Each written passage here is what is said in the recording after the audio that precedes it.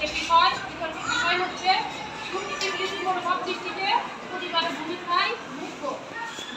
আজকের এই বিতর্ক প্রতিযোগিতায় প্রথমে আমি পক্ষ দলের এবং বিপক্ষ দলের তার্কিকদের জ্ঞাতার্থে বিতর্কের কিছু নিয়মকানুন জানিয়ে দিচ্ছি। প্রত্যেক বিতর্কী তার বক্তব্য উপস্থাপনের জন্য 3 মিনিট সময় পাবে। 2 মিনিটে সতর্ক সংকেত এবং 3 মিনিটে তুরন্ত সংকেত দেওয়া হবে।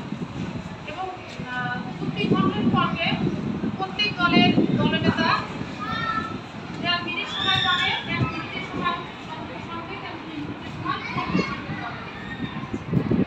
আজকের এই বিতর্ক প্রতিযোগিতায় প্রথমেই পক্ষ দলের প্রথম বক্তা মোসাম্মদ জান্নাতি খাতুনকে তার বক্তব্য উপস্থাপনের জন্য আহ্বান জানাচ্ছি।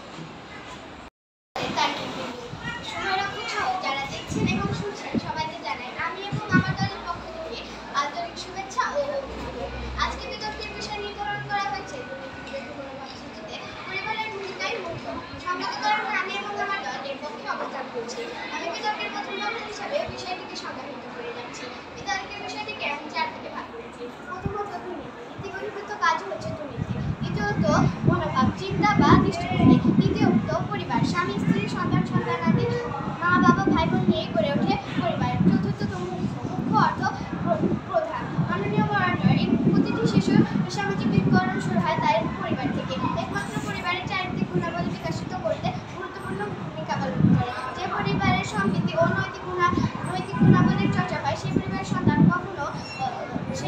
সন্তান কখনো অন্যায় বা দুর্নীতি কাজের সাথে জড়িত হতে পারে না। কাজে দুর্নীতি বিরোধী মনোভাব সৃষ্টিতে পরিবারের ভূমিকায় একটি শিশু ধর্মীয় নৈতিক গুণাবলী শিক্ষা অর্জন করতে পরিবার থেকে, তাই পরিবারই হচ্ছে একটি শিশুর প্রাথমিক শিক্ষালয়। আমার প্রতিপক্ষ বন্ধুরা হয়তো বা বলবে দুর্নীতি বিরোধী মনোভাব সৃষ্টিতে প্রতিবেশী শিক্ষা প্রতিষ্ঠান সহপাঠী ধর্ম এর গণমাধ্যমের ভূমিকায় প্রধান। কিন্তু মাননীয় মডারেটর, আমরা অস্বীকার করছি না যে এগুলোর ভূমিকা নেই।